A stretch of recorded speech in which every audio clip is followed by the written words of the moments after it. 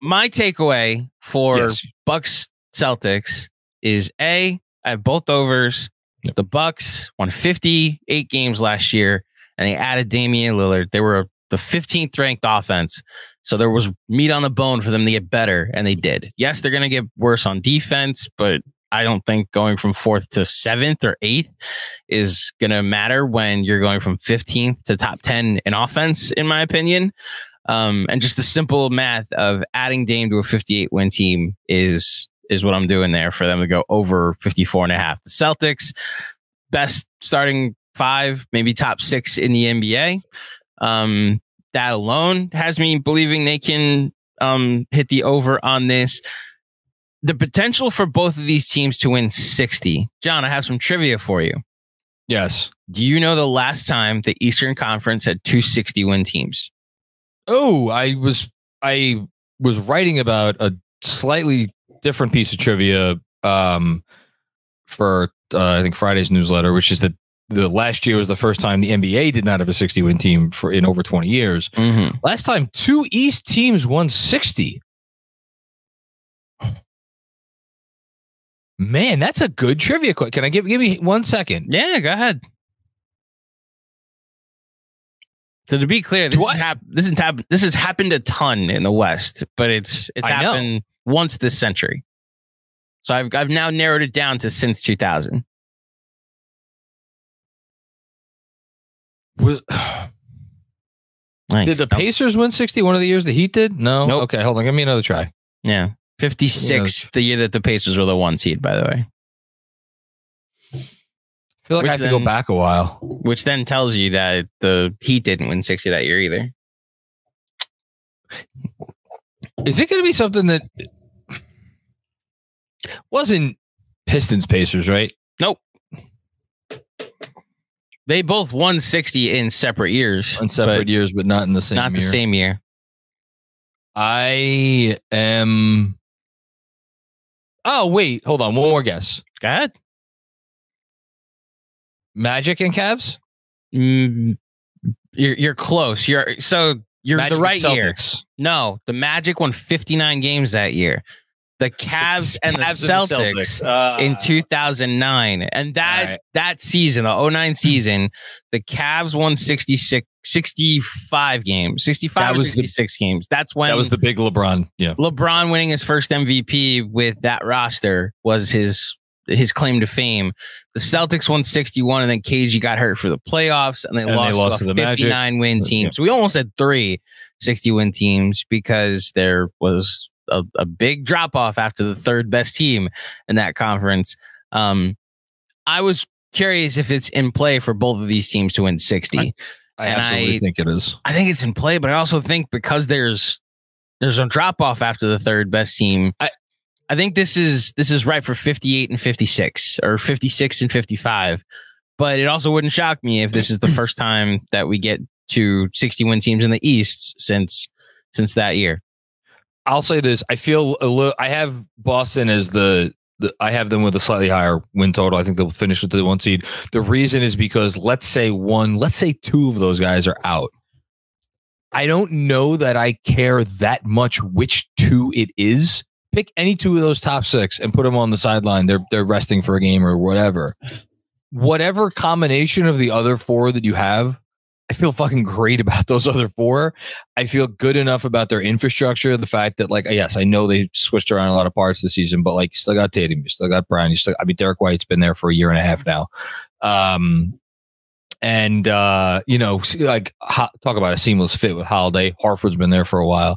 And then I guess I trust their depth a little bit. We should know, the Bucks are relying on the campaigns and the Pat Connaughtons and the Marjon Beauchamps of the world, Jay Crowder. These are NBA players, but we'll see. So I think that's where depth is there's your under. Gun to head, I feel better about Boston, and I would go so far as to put Boston as a lock, the top 4 to 54.5. I feel really good about the Bucks. I wouldn't do lock with them. I feel good about the Bucks more than I do Boston because of the health factor of Kristaps Porzingis being part of the equation. Fair. You know, and I get it. Dame has not, like, Dame's season was cut short. Although if you believe the lemon meringues of the world, he would have played, but the franchise decided to shut him down to turn the ignition on the tank. But I think that's again, they have Giannis and Dame. That pick and roll is going to be unstoppable. This feels very 2020 Lakers ish. That it's like, oh yeah, LeBron and AD. Why did we not think this would work? You know, let's put it this way. I think both of these teams have the ability to bludgeon opponents to the point where there's going to be a lot of games that they both play where, oh, this game's over after the first quarter. The difference for me is that I have more confidence in Boston being able to keep the hammer coming down on both ends of the floor throughout an entire game. Whereas I could see the Bucks getting up big and then maybe letting teams back in because, like, you know, again, that defense has taken a little bit of a hit. You got, and also, by the way, and Zach Lowe mentioned the Suns pod the other day, like, without Brook Lopez, not that the defense falls apart, but they are relying a lot on a 36-year-old guy. Yeah. Mm-hmm. So, who hasn't exactly been the picture of health over the course of his career. So just throw that in there. That's why I would have Boston stronger. Okay. The only other team in the East with an over-under total above 50, I had him as my third team in the East, and as the Cleveland Cavaliers, 50.5.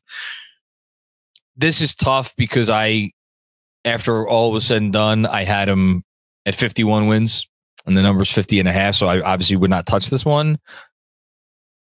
I guess I'm going over. Yeah, I'll go over. I feel okay about it. I don't feel great about it, but I feel okay about it. So we both have 3 overs to start. There we go. I'm sure those will all hit. So I'll say this: you joked about how on our town hall about how I'm spending too much time over at the Chase Down, but look. We dove deep into the Cavaliers getting ready for that playoff series. And we determined they have a really solid core 4, as they call it. And then there's a drop off. And if they get anything from their 5th or 6th guy, then the Knicks are in trouble. This is going to be a tough series, but the Knicks will be able to probably bludgeon them with their depth. And what happened with the Cavaliers, is that they got one game from Karis LeVert, and then there was a drop off. They really didn't have a 5th guy to go to. Like, Chetty Osman closed the game, and then we named our group chat after him. They replaced Chetty Osman with George Niang or Max Strus, one of which has finals experience with Strus, even though he wasn't great in the finals. I'm buying the 2 shooting options that they were able to find and were able to plug in place. I'm buying a leap from Mobley, and I think this is a solid over. I was working on the Cavs are the 1 seed take before the last 2 weeks happened, and the 2 teams ahead of them traded for Dame and for Jrue Holiday. So now that seems silly. I think the Cavs are going to win over 50, like, rather easily. They're very built for the regular season, and then we'll see what happens in a playoff series.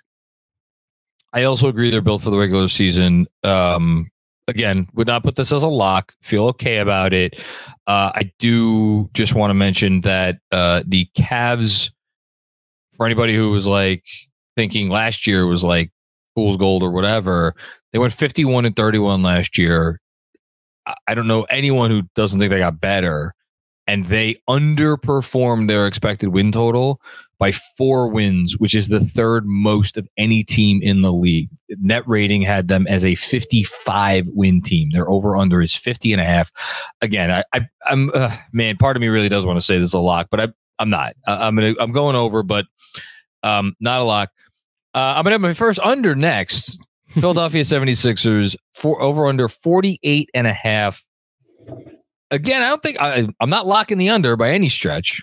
But I think so. Here's where the only reason I struggle with this is, like, for one, obviously the Harden, we don't know what the resolution is. I mean, at this point, you could tell me that Harden comes out and is a good soldier for 82 games and it makes 2nd team All NBA. I'd believe it. You could tell me that James Harden shows up, plays the first game like his former MVP self, reminds everybody in the league like who he is, and then starts absolutely like farting all over the court, starting with game 2 on. You could tell me that. You could tell me that he's just like fine. He's like a repeat of last year. He just goes about his business. Like literally, you can tell me everything. Where I feel most queasy, oddly enough, about taking the under is like almost regardless of what happens with Harden, I do think Maxi's going to be like maybe not better, but if he has to do more, he's going to be better with those opportunities. And Embiid is still Embiid, and like the rest of the team is still pretty good. I think Tobias Harris has been underutilized for years, so slotting him if he needs to into that third banana role, feel okay about that. But and again, the number is 48.5 for a team with the defending MVP. Going under, don't love it, but going under, feel okay about it. It's funny. We had the same process with Philly in that ironic, no pun intended, saying process with Philly, but we both determined like, is there a path to the over that like Joel Embiid, despite, certain critics, like is awesome and might be just a guaranteed 50 wins. Nick Nurse, like, despite a couple down years, did win a title a couple years ago, and he did. Like, is probably deserving of being a coach with expectations. And like, there's a Maxi leap potential and a better utilization of Tobias Harris potential. My pick of the under here is a vote of confidence in James Harden. That he and this is, I know this is like the longest running bit at this point. Fantastic. I'm confident in this man's abilities to fuck shit up, as the most eloquent way I could say it. I'm confident he's able to, and look, I even did the calculation of, well, what if he does just show up and say the way I'm going to take it out on everybody is like average a triple double and the Sixers are the 1 seed, and I'm going off your body of work, sir, and I'm wondering if you're going to play a half of basketball with a cake in your hand. Can I tell you how much more respect I have for James Harden after the Dame thing this summer? Yeah, like I adore the fact that James Harden, he's not pussyfooting around one iota. He's not. He doesn't like care about his legacy. Come on, like, and that's in his mind, like, his numbers and his accolades are his legacy. The common thing about everybody taking the under here is what we're saying, that this is a vote of confidence in James Harden, and we're all like speculating. Like, there is a world where when I saw the picture that came out of training camp yesterday, he's just playing basketball. He doesn't look overweight or even out of shape.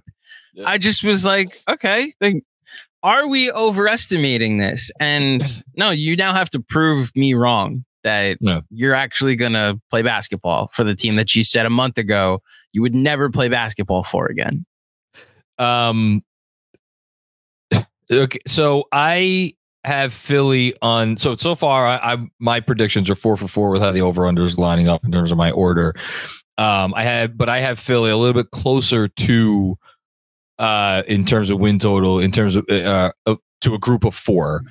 And this is the first place that my order deviates slightly. So next over-unders, same over-under number, 45.5 for both the Miami Heat and your New York Knicks. I have New York literally 1 win above the Heat. So the Knicks number, let's do, you want to do the Heat first or you want to do the Knicks first? Let's do the Knicks first. We'll do the Knicks first. How much are we talking about the Knicks? Because then this has to be the preview. We're not going to talk a lot about the Knicks. Let me just say this. There are people, many of whom are listening to this right now, who will look at 45.5 and they will scoff at it. And they will say that is an insult. I don't think it's an insult. I think this league is really good. And even if the Knicks got a little bit better, I do think the Knicks got a little bit better. And you could tell me the Knicks underperformed in close games last year. I think that's a fair argument. You could make an argument the other direction, but I think it's a stronger argument that they underperformed in close games last year. I think it's the right number. I think it's a good number.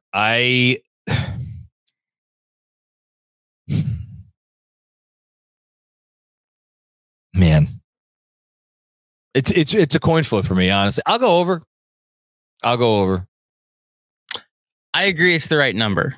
I wasn't offended by FanDuel or Vegas when I saw the number.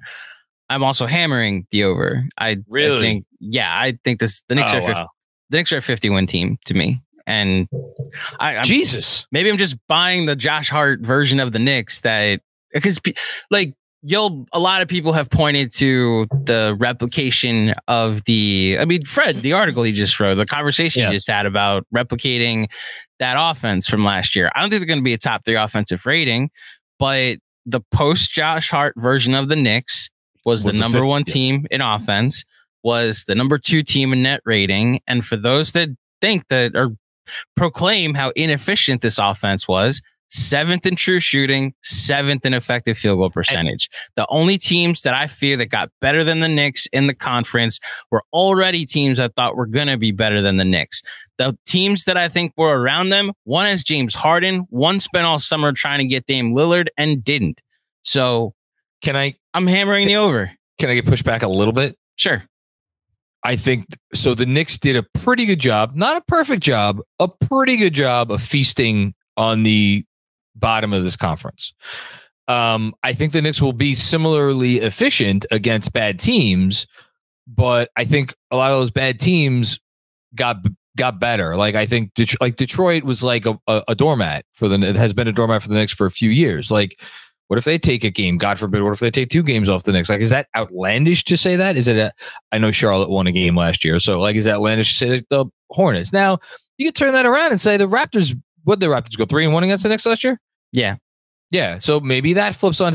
Look, let's move on because we talk about the Knicks enough. But like, I think the over. I don't know if I'm phrasing this correctly. I think that over has a chance of making this number look sillier than the under. Like I would feel much better about predicting the Knicks to win 50 games than I would predicting them to win 40 or 41 games. I feel more confident that they could smash the over as opposed to like make the under like go very far under. Does that make sense? I see what you're saying. Yeah. I see what you're saying. I'm just confidently saying 50 wins. And then if they're wrong, then they're wrong. Like I agree that the conference guy, like there's a lot of talent in the Eastern Conference, and maybe they're not going to be able to feast on Indiana, or although they did lose. Indiana's another one. They did lose to Indiana twice last year. So it's not, they lost once to Indiana. They lost to once, and it was a tanking game at the end of the season. So during LA this week. But the point being, I think the Knicks, I'm operating under the world that Josh Hart created when he came here, which was a different version of this team with a different ceiling. And if we take away those last 2 games that they didn't care about, it was actually 57, I think, with Josh Hart. A small sample size, but okay.